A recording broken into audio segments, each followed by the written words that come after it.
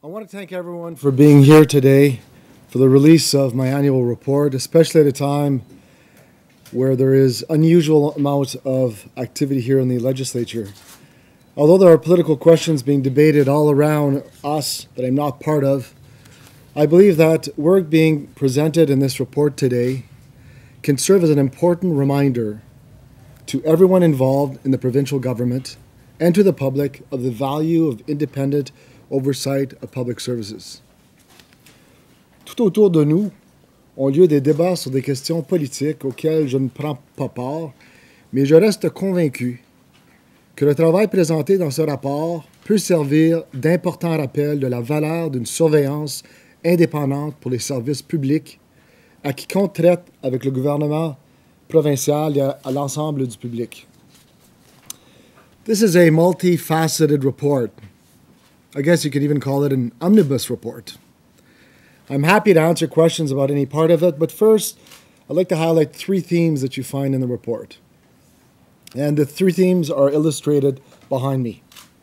First, there is the general value that oversight brings to average citizens who find themselves tossed on the stormy seas of bureaucracy.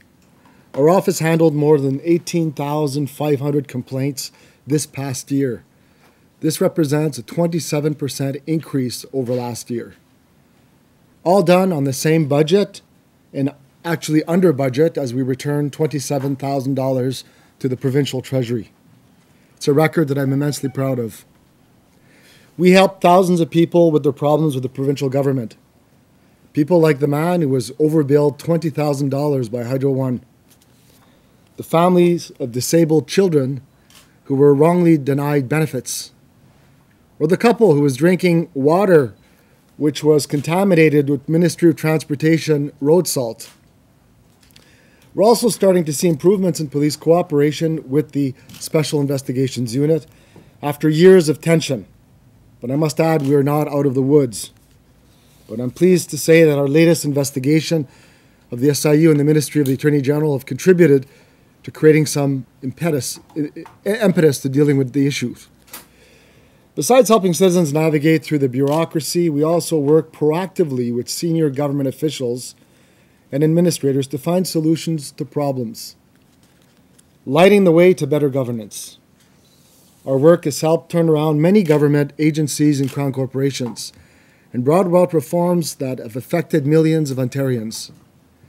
That is why I'm speaking out in this report and in my prior submission to the committee studying Bill 55 about the need to ensure the opportunity to complain to my office is preserved for all public services, regardless of whether the government decides those services will be delivered in a private or hybrid public fashion.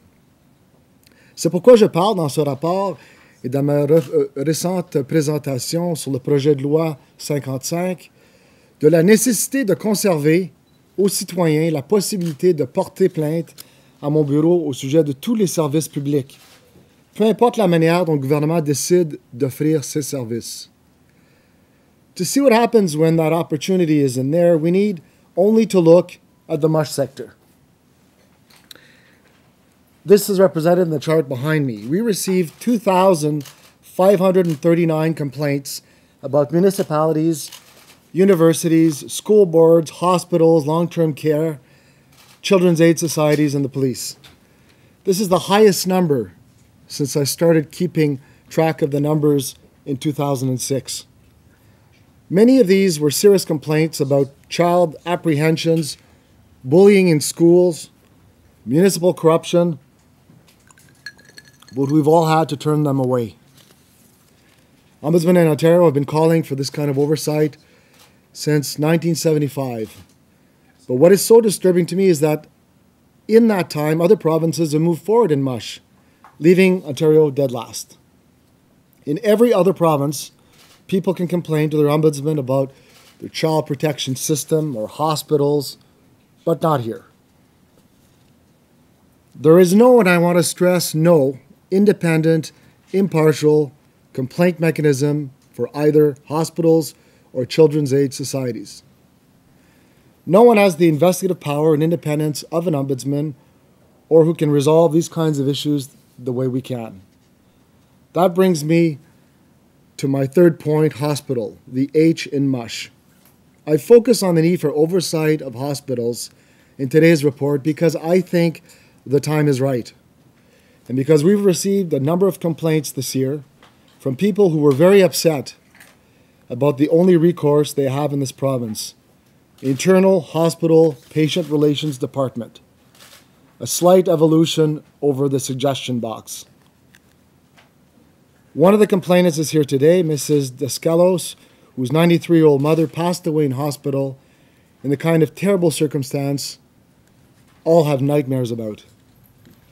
Hospitals do face some scrutiny these days by the Auditor General and under the Freedom of Information laws, but there is still no one who can investigate, connect the dots, and propose solutions to real human problems that we've seen and continue to see in hospitals every day. Hospitals remain shielded from oversight, like some kind of medieval fortress, as do the orange helicopters that land there. I think Ontarians deserve stronger oversight, greater transparency for both, and I remain hopeful that the government will address this issue.